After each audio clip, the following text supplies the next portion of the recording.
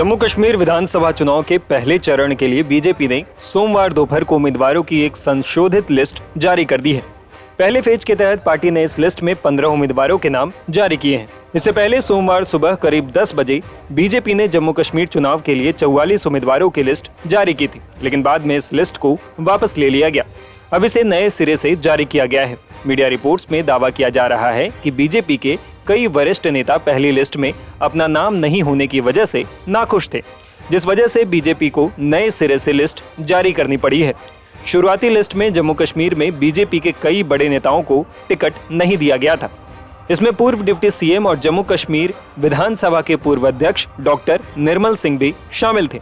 निर्मल सिंह ने साल 2014 के चुनाव में बिलावर विधानसभा सीट से जीत हासिल की थी। वहीं पूर्व डिप्टी सीएम कविंद्र गुप्ता को भी टिकट नहीं मिला था। वहीं बीजेपी की पुरानी लिस्ट में केंद्रीय मंत्री जितेंद्र सिंह के भाई देवेंद्र राणा को भी बीजेपी ने नागोटा से उम्मीदवार बनाया था। देवेंद्र राणा नेशनल कॉन्फ्रेंस छोड़कर बीजेपी में शामिल हुए थे। बीजेपी की पुराने लिस्ट में पार्टी ने कश्मीर घाटी की 2 सीटों से कश्मीरी पंडित को अपना उम्मीदवार बनाया था।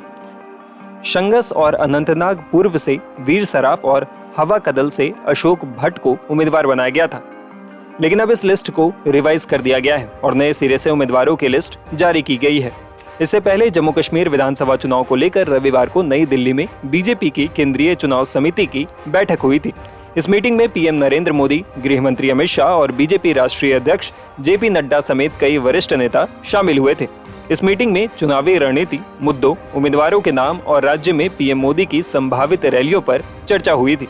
इस मीटिंग के बाद अटकलें लगाई जा रही थी कि बीजेपी सोमवार सुबह तक उम्मीदवारों के नाम का ऐलान कर देगी। बता दें कि 90 विधानसभा सीटों वाले जम्मू कश्मीर में 3 चरणों में विधानसभा चुनाव होने वाले हैं। पहले चरण के लिए वोटिंग 18 सितंबर को 24 सीटों पर होंगी। पहले फेज के लिए नामांकन की आखिरी तारीख 27 अगस्त है। ऐसे में आज जम्मू कश्मीर विधानसभा चुनाव को लेकर बीजेपी की पहली लिस्ट आ गई है। दूसरे फेज की वोटिंग 25 सितंबर को है। इस दिन 26 सीटों पर वोट डाले जाएंगे और तीसरे और आखिरी चरण की वोटिंग 1 अक्टूबर को होगी। तीसरे फेज में सबसे ज्यादा 40 सीटों पर वोट डाले जाएंगे। इसके बाद वोटों की गिनती 4 अक्टूबर को होगी। माना जा रहा है कि इस बार जम्मू कश्मीर के चुनाव में दिलचस्प मुकाबला देखने को मिलने वाला है। जम्मू कश्मीर से धारा 370 हटने और केंद्र शासित प्रदेश बनने के बाद वहां पहली बार विधानसभा चुनाव हो रहे हैं। एक तरफ जहां बीजेपी अकेले सभी 90 सीटों पर चुनाव लड़ रही है, तो कांग्रेस ने नेशनल कॉन्फ्रेंस के साथ गठबंधन किया है। महबूबा मुफ्ती की पार्टी पीडीपी भी अकेले मैदान में है, जबकि इस बार पहली बार आम आदमी पार्टी भी जम्मू कश्मीर चुनाव में किस्मत आजमा रही है। बता दें कि इससे पहले जम्मू कश्मीर में साल 2014 में विधानसभा चुनाव हुए थे।